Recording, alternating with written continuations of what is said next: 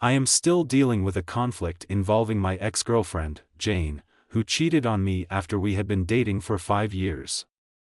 Jane and I have been childhood friends for as long as I can remember.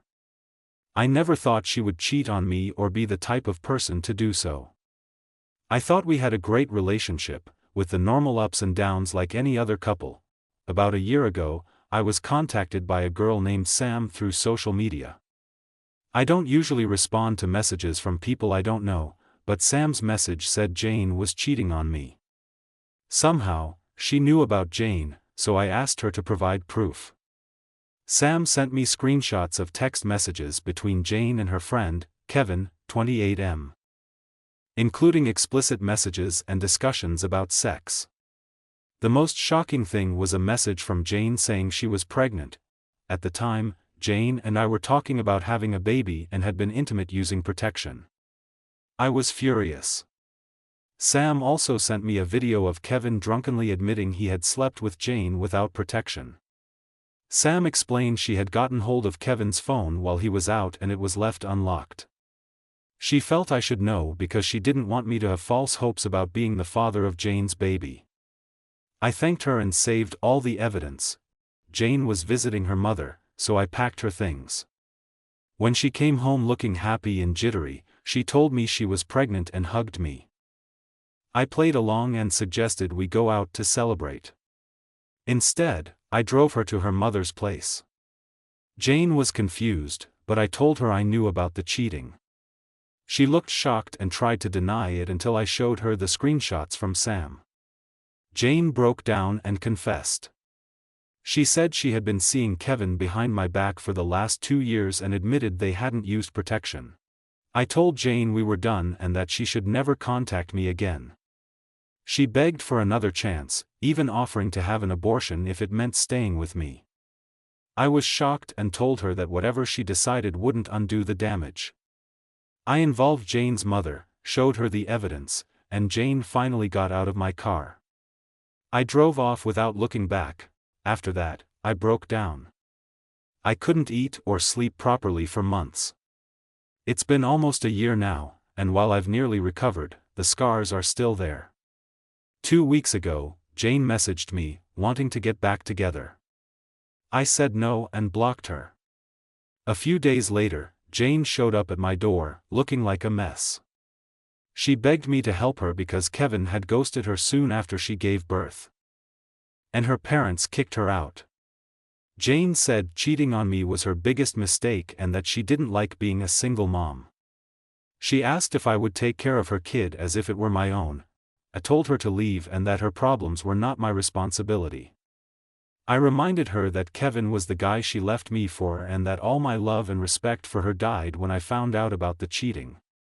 Jane left, crying, and now her friends are blasting me on social media, calling me a coward and saying I owe it to her to help her because she was there for me growing up. I feel bad that she was there for me growing up, but I can't forgive her for what she did. Hello everyone. OP's brother here. Regarding the birthday party, yeah, my brother is a bit of a forgetful idiot. He told me to edit that part of his post after I reminded him that he had mentioned something about it in a dream he told me about once. So, yeah, it's on him. Jane found my brother's Reddit post and flipped out. Before that, she tried to leave her affair baby at my brother's doorstep when he was on his way to work. One morning, my brother opened the door and saw Jane walking away, leaving the kid fast asleep on the floor. My brother was furious. He threatened to call the police if Jane didn't pick up her son. Jane pleaded with him to take in the baby. But he refused. So, she left in tears. A few days later, I got a call that my brother was in the hospital. Jane had found his Reddit post and lost her mind. My brother was on his way home from McDonald's when Jane ran him over with her car. He didn't have time to react, it just happened in a flash. Jane yelled at him for posting the whole incident on Reddit. My brother said the pain was unbearable before he passed out. We are currently in the process of taking legal action against Jane. My brother survived, but he ended up with 2 broken legs. My mother was hysterical when she saw him in the hospital bed. Jane was arrested after she tried to attack one of the pedestrians who restrained her when they saw her attacking my brother after running him over. About a week ago, Jane's father contacted us and apologized profusely for what she did. I'm so angry at Jane for what she did to my brother. Maybe I should have stayed with him when he told us about Jane trying to leave the baby at his doorstep. I'm so angry, I don't even know what to feel right now. My brother is my idol, and I can't bear the fact that he got injured because of this woman who couldn't keep her legs closed. I'm sorry, everyone, it's really hard seeing my brother in so much pain. Second story. I met my wife, Bailey, 9 years ago through mutual co-workers. We hit it off immediately, and I fell head over heels for her. She was everything I was looking for, especially after getting out of a toxic, dare I say abusive, long-term relationship. Bailey had been acquainted with my ex, but they weren't friends.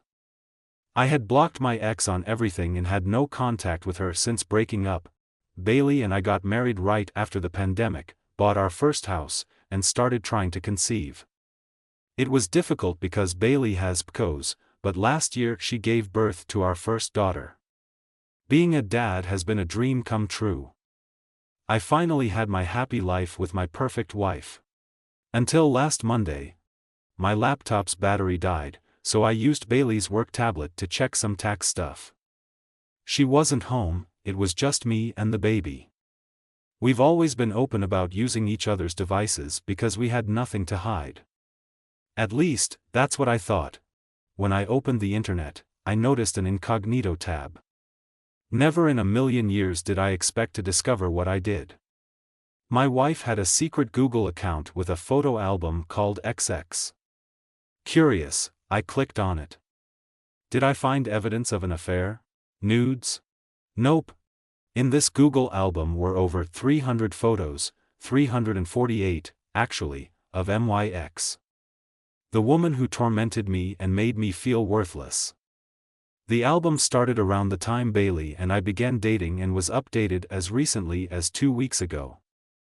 The photos ranged from candid shots with family to pictures at her work functions. There were even yearbook photos. I have no idea how Bailey found those. The photos were often cropped and zoomed in on my ex, with other people scribbled out. There were also disturbing things. Another album had zoomed in pictures of my ex's hair. Recently, Bailey started wearing her hair differently, similar to my ex's unique style. There was an album of screenshots of my ex's social media comments, though I can't see them because I have her blocked. My ex is very low-key online, so Bailey must have gone to great lengths to find these. My ex lives in another country now. Bailey had links to outfits identical to my ex's, specific water bottles, and identical hiking boots and sandals. Bailey had been single white femaling my ex, stalking her, buying her clothes, and changing her hair. Bailey had turned herself into my ex. Everything felt like a lie. Our love felt like a lie. I threw up and had a panic attack. I looked at our daughter and felt betrayed. I haven't confronted Bailey yet. I don't know if I want to.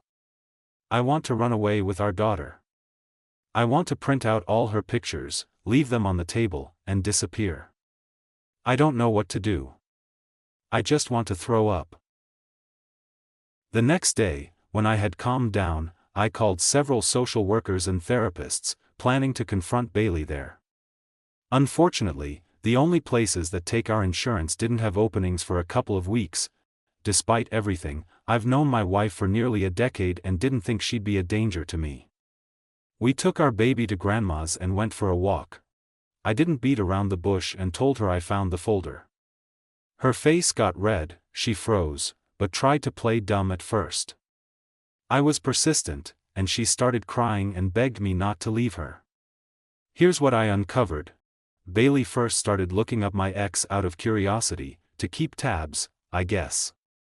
Over time, it became pathological. She got addicted to it and wanted to please me. Maybe I talked about my ex more than I thought, and Bailey wanted to emulate the good parts.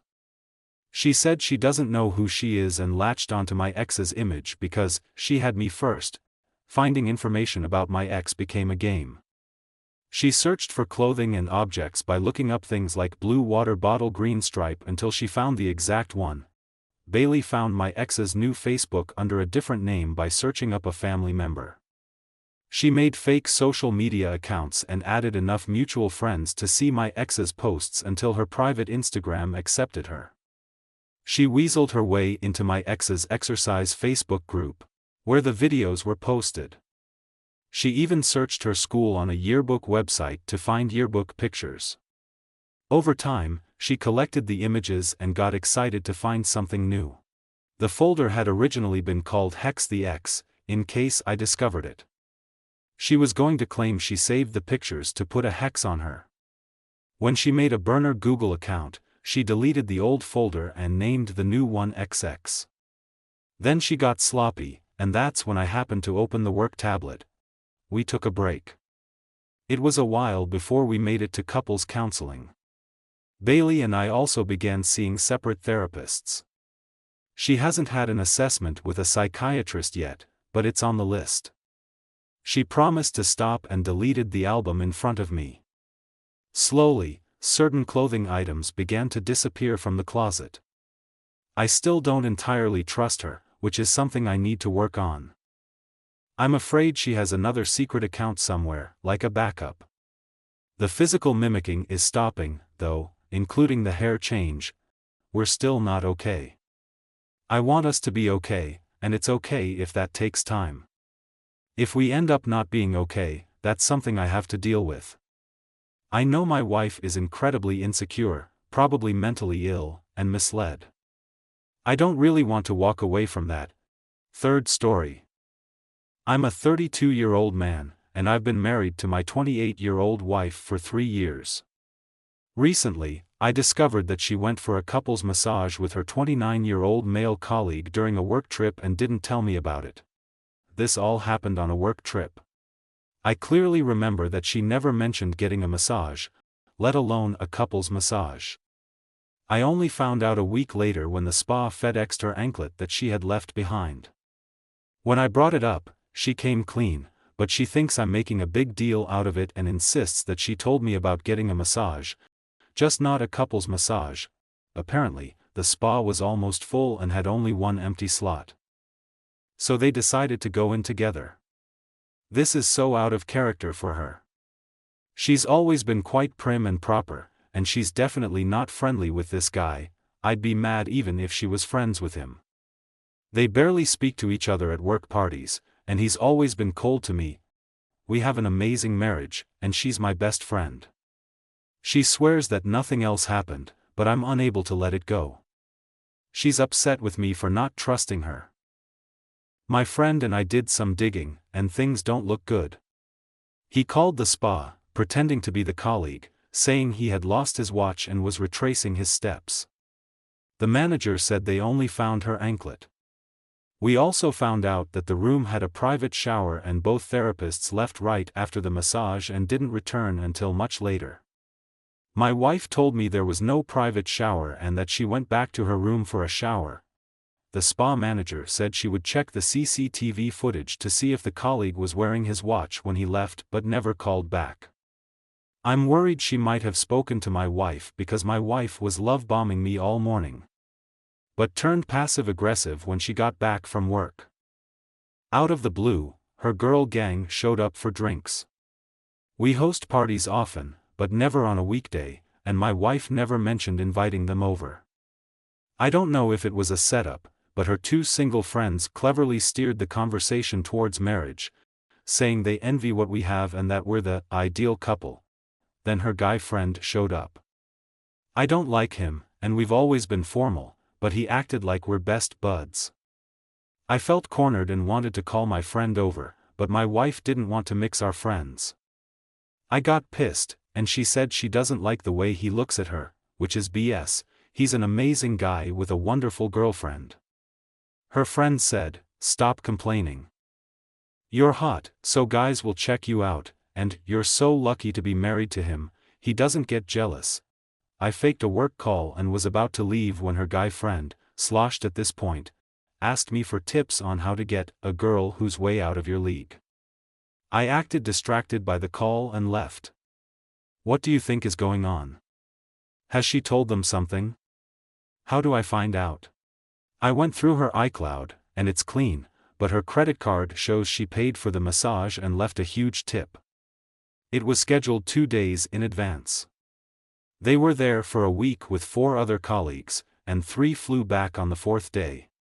Should I talk to the one who stayed back, and if yes, how do I bring it up? I don't want to harm my wife's career.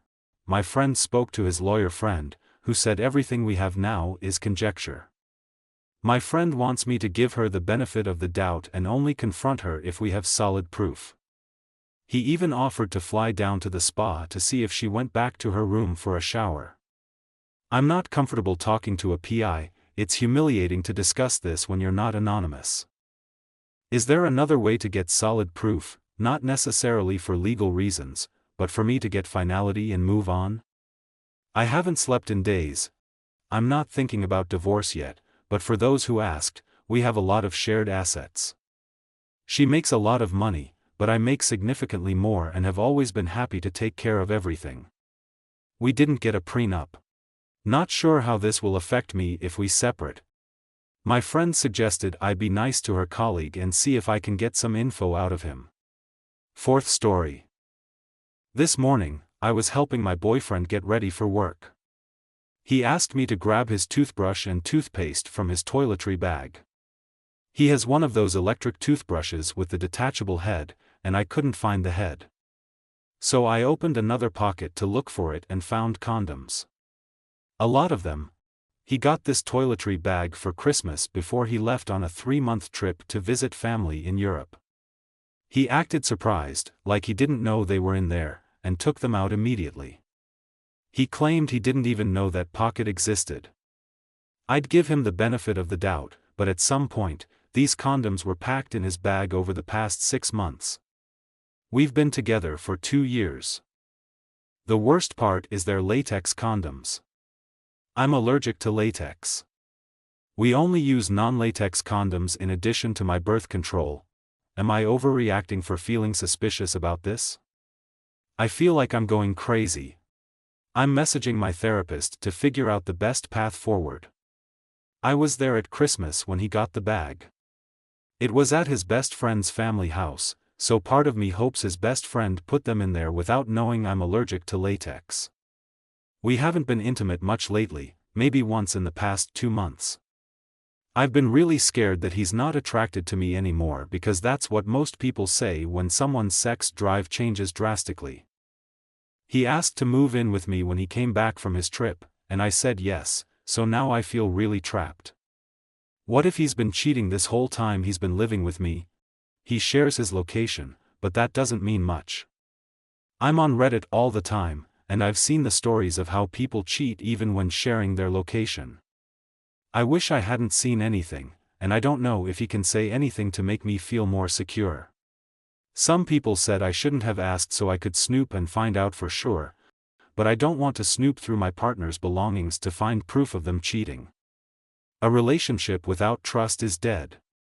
We're supposed to talk later, and I'll update afterward.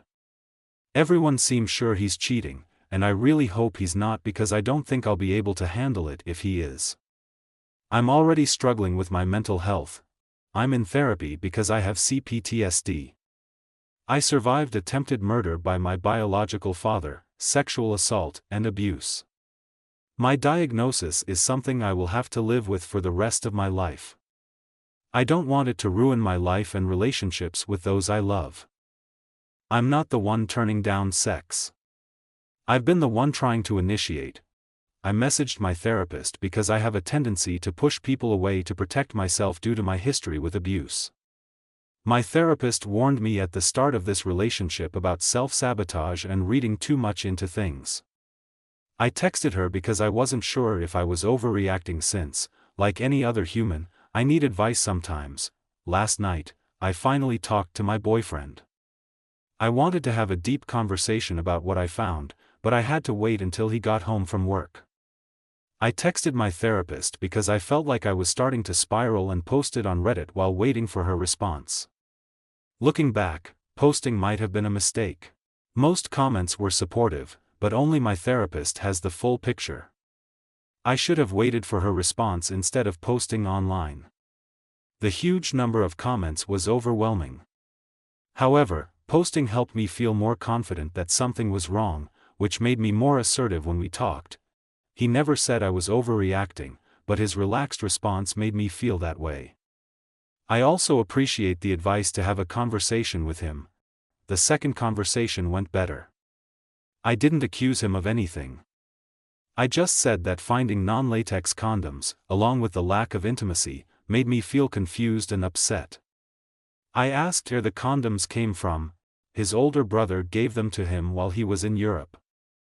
For clarity, I'll use fake names. My boyfriend is Theo, his oldest brother is Alvin, and his other brother is Simon, like the Chipmunks. Theo hadn't met his mother's side of the family, including his mother, grandmother, aunt, and older siblings, until his trip. The trip was to get to know his family. He spent half his time in Spain with his aunt, grandma, brothers, and cousin, and the other half in Portugal helping his mom open a kiosk. It wasn't a sightseeing trip. I couldn't go because I'm in school and work full-time. I also wanted him to have one-on-one time with his mom, whom he was separated from as an infant. His brothers are very different. Simon seems well-adjusted with a long-term girlfriend. He spent a lot of time with Simon and his girlfriend, who was the only one fluent in English and helped translate when his Spanish fell short. Alvin, the 30-year-old who gave him the condoms, has been in and out of prison for most of his life. Spain has odd squatting laws, so he claims abandoned properties to live in. Theo called and texted me daily during the trip.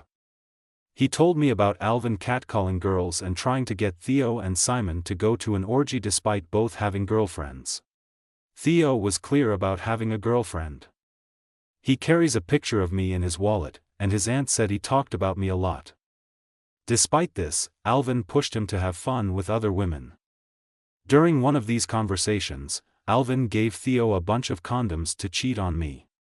I counted them based on a comment about typical pack sizes. There are 8, so I think they're all still there. Theo hid them in his bag because his aunt cleaned his room regularly, and he didn't want the drama of his family seeing them. He forgot they were in there once he got back. He only uses his toiletry bag for the gym. We went out with friends after his shift and stopped at the gym so he could shower and freshen up. He's not living out of a suitcase. He's fully moved in. I see how some commenters viewed the toiletry bag as a red flag, so I wanted to clear that up. I asked why he accepted the condoms.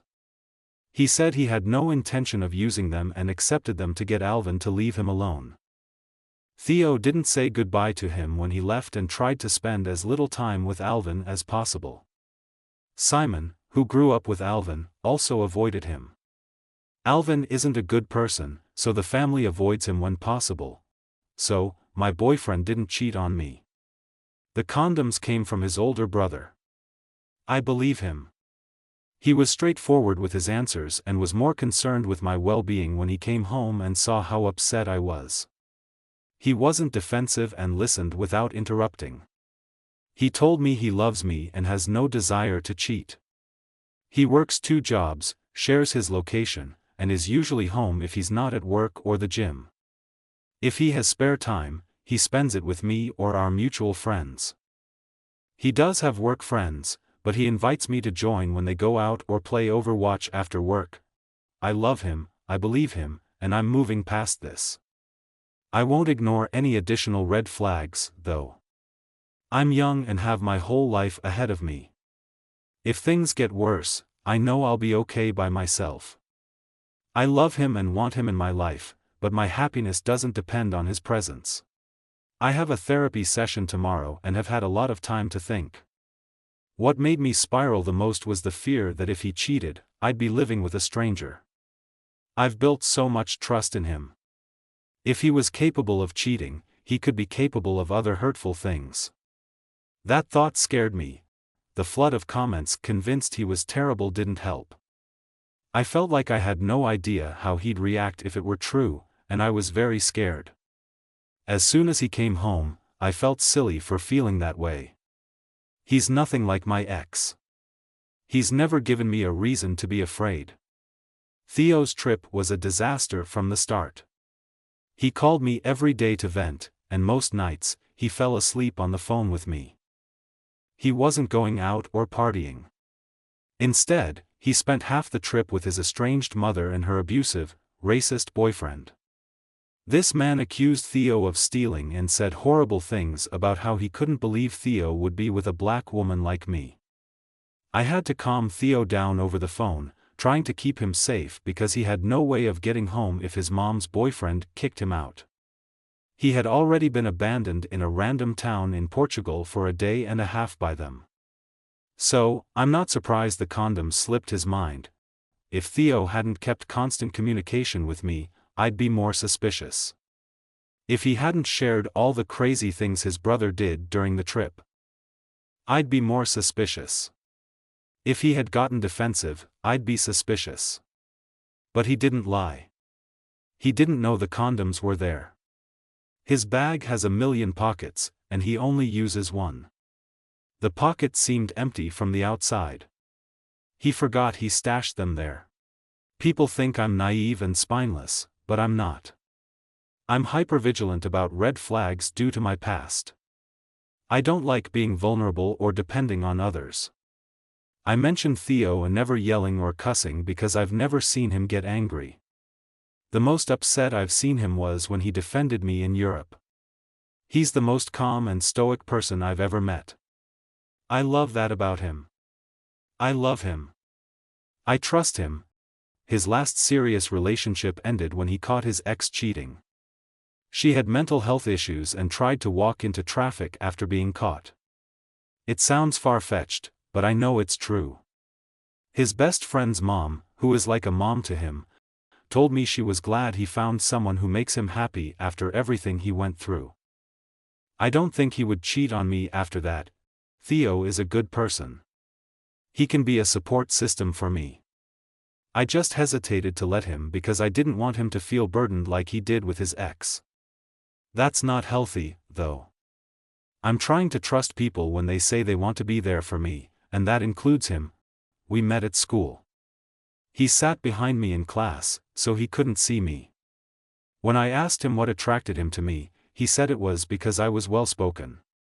My appearance was just a bonus. I'm often approached by people in public, but I hate it. I turned down everyone else, but Theo was different. He was nervous and respectful, so I said yes. On our first date, he took me to an art museum. Then we went to an amusement park. We ended the night with a picnic under the stars, talking for hours about our lives and futures. It was the best date I'd ever had, and I didn't think I was ready for anything serious, but he made me feel comfortable and at ease. We both come from emotionally volatile parents and are doing our best not to become them. We connected right away, but I still wanted to take things slow. It took 6 months before I was ready to make it official. During that time, he made it clear I was the only one he was interested in. He detailed my car, brought me flowers, and bought my cat holiday-themed bandanas. He got me vinyls of albums he noticed I listened to in the car. He did all this without expecting anything in return, and he still does these things today. He's even learning to braid my hair so we don't have to go to the salon as often. When he moved in, he organized my closet without me asking because he knew it stressed me out. He noticed I wanted a Gustav Westman mirror for a while and built me one himself. He took me to Home Depot to pick out the color. He treats me like a queen. The only rough patch we've had is our recent intimacy issues, but I believe things will get better. Finding those condoms freaked me out, but it's resolved now. Thanks for listening everyone. If you enjoyed today's story, make sure to give this video a thumbs up and subscribe to Red Relationships to never miss a future upload.